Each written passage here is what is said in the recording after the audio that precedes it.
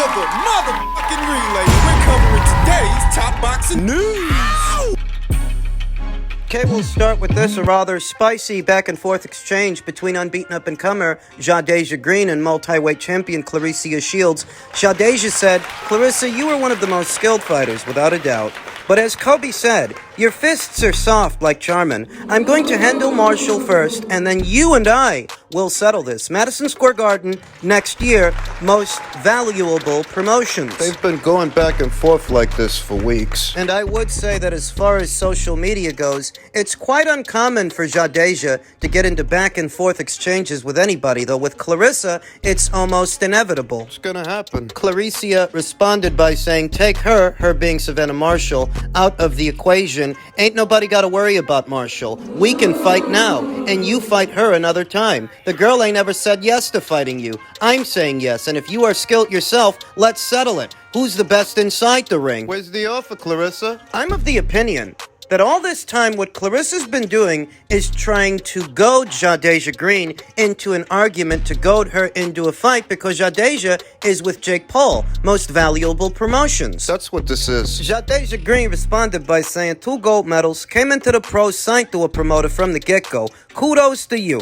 I medaled silver in the World Championships and had to work my way onto life-changing stages. Everybody steps up to fight you. They're in no danger, you clown." You know what started all of this? A few weeks ago, Claressa Shields claimed that Jadeja avoided her, that Jadeja had the chance to fight her a ways back and she chose to go in another direction. And I'll tell you that up until Jadeja Green was signed by Jake Paul's most valuable promotions, Claressa Shields never mentioned her and never mentioned a potential fight with her. It's only after the fact that she starts up with this. Now she can't shut the fuck up about her. Saying, "I'd rather have 2 knockouts than a padded record. All these girls from Savannah to Jadeja, and it's possibly a few others, all these knockouts against opponents who no one ever seen or heard of, fighting girls who have all their fights at lower weight classes, so I'll take my 2 knockouts." She's a dishonest person. Claressa is. Her and Savannah Marshall have quite a few common opponents, and the difference is when Savannah fought them, she knocked them out, whereas Claressa, She doesn't knock anybody out. and she's talking about bringing up girls from lower weight classes. What the hell was Hannah Gabriel's? When Claressa fought her at middleweight, Hannah had moved up from junior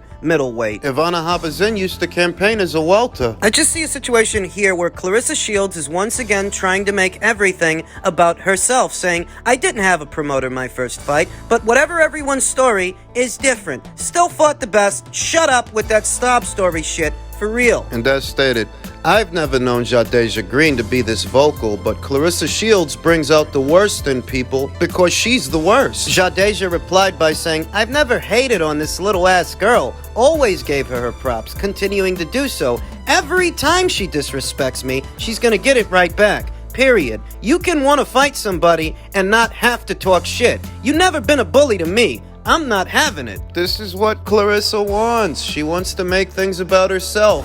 Jadeja Green is on the eve of fighting for the undisputed super middleweight championship against Savannah Marshall. And what does Claressa do? Inject herself into the conversation when it's not about her. Jadeja continued, "This is her world. We all just live in it. We shall all bow down to her. We must not respond or else we are hating. I was too busy enjoying myself yesterday to catch this." I told you this is what Claressa does. She goads people into arguments. Claressa responded by saying, "Just be glad I even mentioned you, you bitch. Nobody knows who you are. Literally. Tell Jake Paul to do a better job at promoting you. You said you can beat me in a fight. I'm open to letting you try to come and do it. Why are you upset about that?" Because you have to pretend that people are talking you down. You have to pretend that somebody's hating on you. Jadeja Green isn't lying when she says that she consistently gives Claressa Shields her flowers, and what she's doing now is goading Jadeja into an argument. She wants Jake Paul to make her an offer. That's what it is. You don't see Claressa telling Dimitri to formulate an offer for Jadeja because he can't. Jadeja Green, in many ways, is with a better and more well-to-do promotional outfit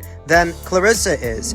And what Clarissa wants, at least in my opinion, what she wants, is for Jake Paul to make her an offer and for Jadeja Green to focus on her instead of the undisputed title fight with Savannah. That's what she wants. But why should she do that? Jadeja stated, I don't even have to respond on tweets I'm not mentioned in. The fans are ripping you apart. You're lonely and bored. I like Jadeja Green. See, what it is that if Clarissa were to try to formulate an offer for Jadeja, if she tried to pay Jadeja the way she pays her other opponents, like, say, Marisela Cornejo, She wouldn't have much to offer, Jadeja. She'd be offering peanuts on the dollar. and Jadeja's with a well-to-do promotional outfit, so you can't offer her peanuts on the dollar and expect to make a fight. Thus, Clarissa wants for Jake Paul to make her an offer for most valuable promotions to bankroll her next fight, and that's why she's goading Jadeja. But Jadeja is on the eve of fighting for the undisputed super middleweight championship of the world. She doesn't have to make it worth your while. You have to make it worth hers, because she's got better things to do. If Clarissa wants this so bad and she's got so much time to say so much on Twitter,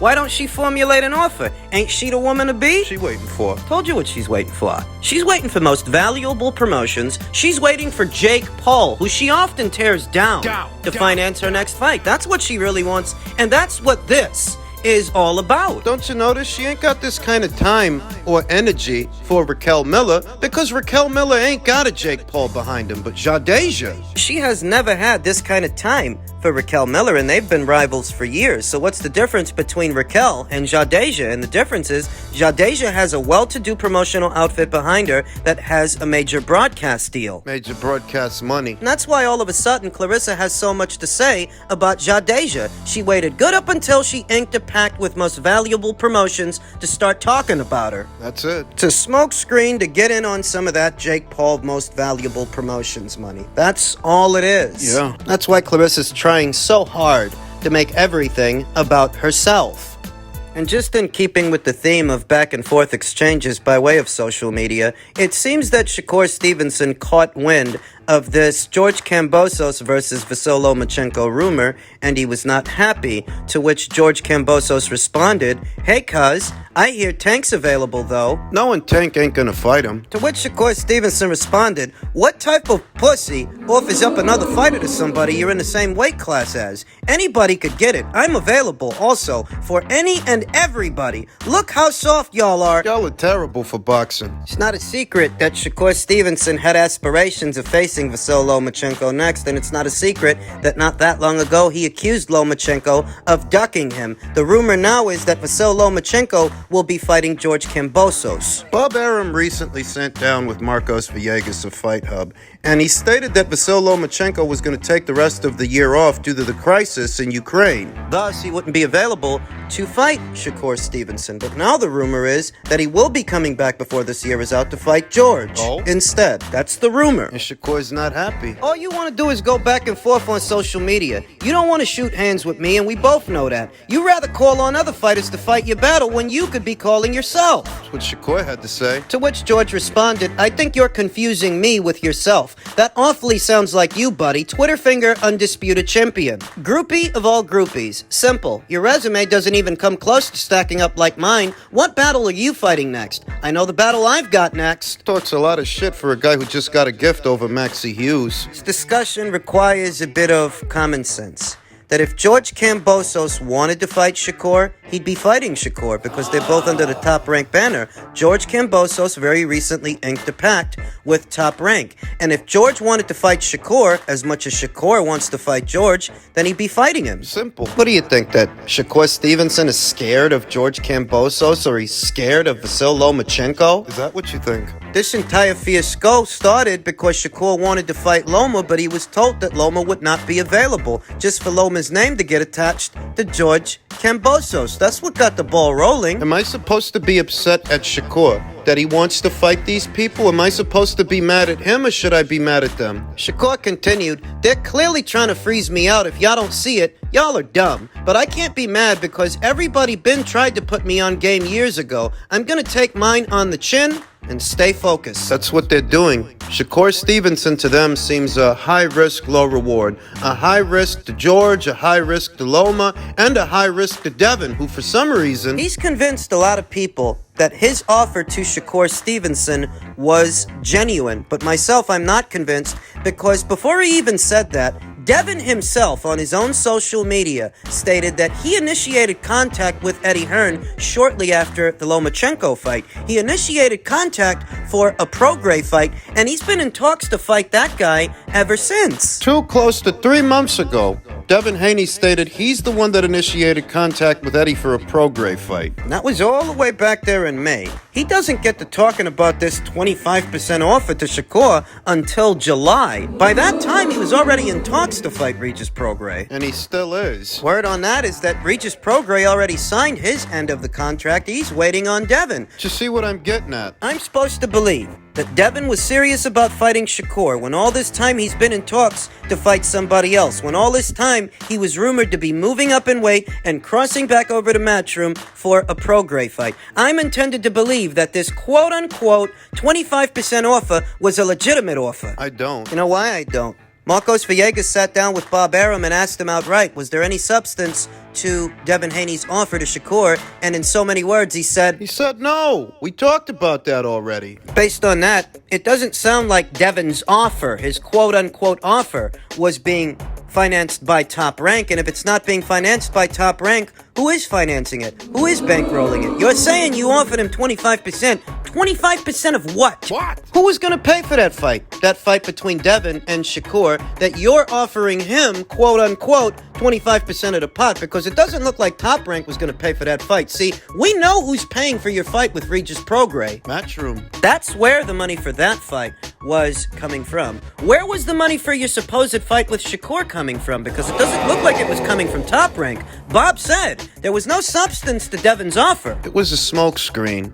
We all knew he would move up in weight after the Lomachenko fight. We knew that before the fight. Just doesn't want to look like he's avoiding Shakur Stevenson by moving up in weight. That's all it is. And in truth, I don't even have a problem with the Prograis fight. I'm just telling you that quote-unquote offer was not a legitimate offer. It was a smokescreen. It wasn't real. Shakur's being frozen out, ladies and gentlemen. That's what I'm getting at. George doesn't really want to fight him.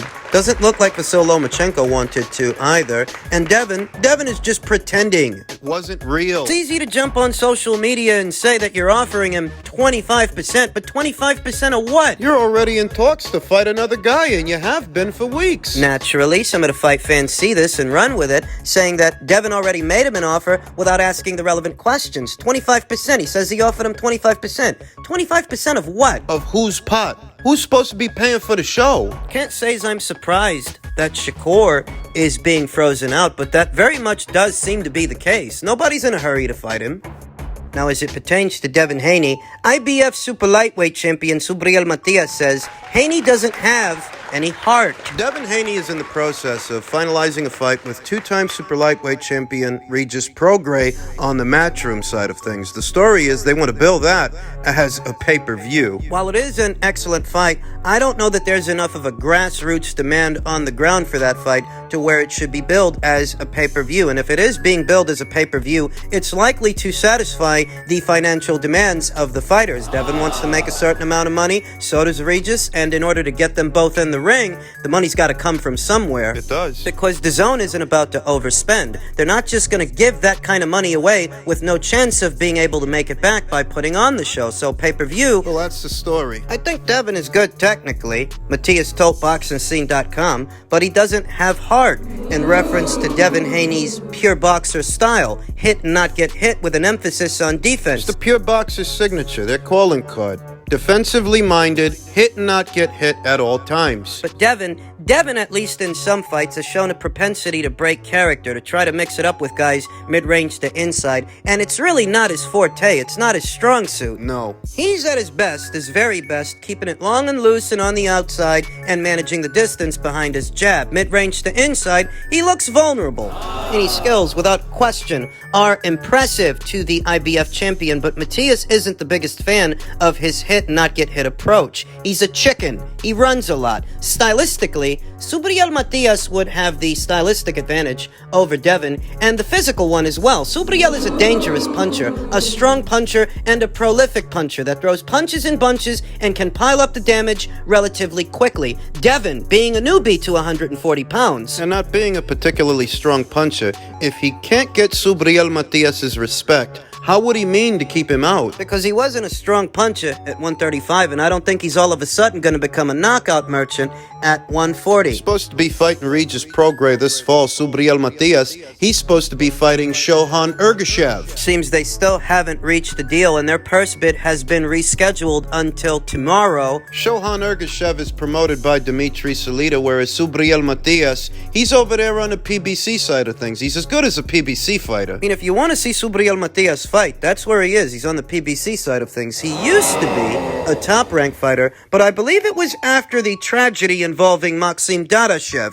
him succumbing to his injuries and subsequently passing away. I believe it was after that the top rank made the decision to cut Subriel Matias loose. He washes up on the shores of PBC Island. He's been there ever since. And he's under orders to fight his mandatory challenger, unbeaten Shohan Ergashev. Because they haven't reached the deal yet, and because the purse bid is tomorrow, I can only deduce that somebody's not happy with the money. Might not be, and they figure if they let it go to a purse bid, maybe somebody will come in with a big pot and sweeten the deal. Subriel Matias, he's got other names on his mind, I think, than the name of Shohan Ergashev, a fighter that most people aren't familiar with anyway, though in truth, most people aren't familiar with Subriel. Those that are impressed with what they see. But he wanted a Prograis fight, now he seems to want a Devin Haney fight, and both of those guys are over there at Matchroom. He's with the PBC. He has been. There were rumors and rumblings of Matchroom courting Subriel Matias and seeing if they could bring him over to their side of things. In truth, for Subriel, that's where he needs to go. If you want Regis Prograis